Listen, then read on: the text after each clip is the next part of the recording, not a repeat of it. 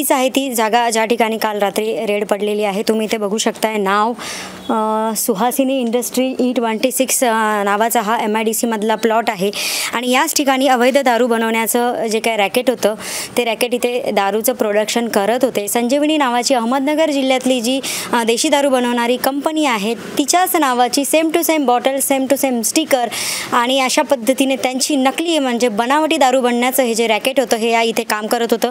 इथे ही गाडीसुद्धा आहे, या गाडीचा नंबर आहे MS27Y7077। इथे जे लोक इथे पकडले गेले त्यांच्यापैकीच कोणाची तरी ही बाईक असावी आणि सांगितलं जातंय की ज्या ओनरनी हा प्लॉट भाड्याने दिला होता किंवा ही इमारत भाड्याने दिलेली होती त्यांचं जे नाव आहे ते आहे चेतन हिरुळकर। त्यांची ही जागा आहे स्वतःच्या मालकीची आणि सांगण्यात येत आहे की फक्त 6 महिन्यासाठी त्यांनी ही जागा सदर इसमाला भाड्याने दिलेली होती। परंतु त्यांचं प्राथमिक माहिती आम्हाला अशा प्रकारची मिळालेली आहे की या ज्या कंपनीच्या बाहेरचं हे जे गेट आहे याला वारंवार फक्त कुलूप लावलेलं असायचं। आतमध्ये काय चालू आहे, खरंच फॅक्टरी रन करते किंवा नाही करत याच्याबद्दलची माहिती कुणालाच नव्हती। परंतु बाहेर कुलूप लावून आतमध्ये मात्र बनावटी दारू बनवण्याचा कारभार चालू होता हे नाकारता येत नाही आणि म्हणूनच पोलिसांनी काल रात्री 9च्या सुमारास त्यांना मिळालेल्या माहितीनुसार येथे छापा टाकला आणि जवळपास 10,90,000चं साहित्य त्यांनी जप्त केलेलं आहे। सांगितलं जात आहे आजूबाजूला जेव्हा मी चौकशी केली तेव्हा सांगण्यात आलं की वर हे प्रोडक्शन चालत होतं।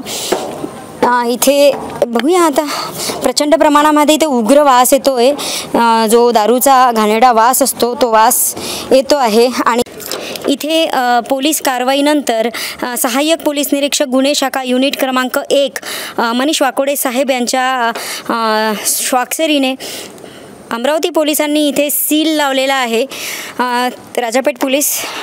आणि इथे एक छोटीशी लिफ्टसुद्धा आहे।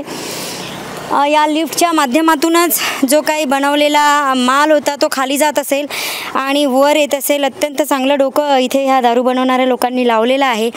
तर हीच आहे ती जागा ज्या जागेवर अवैध दारू तयार केली गेली आणि अमरावती शहरामध्ये माहीत नाही कुठे कुठे विकल्या गेली, जी दारू पिऊन आज अनेकांचे आरोग्य धोक्यामध्ये आलेले आहे। अशी ही बनावटी दारू माहीत नाही अनेकांचे जीव घेणार एवढं सोपं हे काम नाही आहे। केवळ 3 माणसं हे काम करू शकत नाही। लाखो करोडो रुपयाचा माल आणून तो तयार करणे आणि विकणे हे एका साध्यासुध्या माणसाचं काम नाही आहे। नक्कीच त्याच्यामागे खूप मोठं रॅकेट असेल आणि त्या रॅकेटचा शोध अमरावती पोलिसांनी घेतला पाहिजे असं आम्ही या बातमीच्या माध्यमातून सांगतोय। तर दर्शकांनो, हीच आहे ती जागा ज्या ठिकाणी अमरावती शहरामध्ये मे महिन्यापासून बनावटी दारू बनवण्याचं कारस्थान सुरू होतं आणि या कारस्थानाच्या मागचे जे 3 मुख्य आरोपी होते ते आज जेरबंद झालेले आहे। बघूया पुढे या घटनेमध्ये काय हालचाली होणार आहे आणि अमरावती पोलीस आणि एक्साइज डिपार्टमेंट काय करणार आहे, किती जागरूक होणार आहे या अवैध धंद्याला घेऊन, ते मंडल न्यूज तुमच्यापर्यंत पोहोचवणार आहे। आमच्या YouTube चॅनलला सबस्क्राईब करा आणि फेसबुक पेजला आणि Instagram ID ला फॉलो करा। धन्यवाद।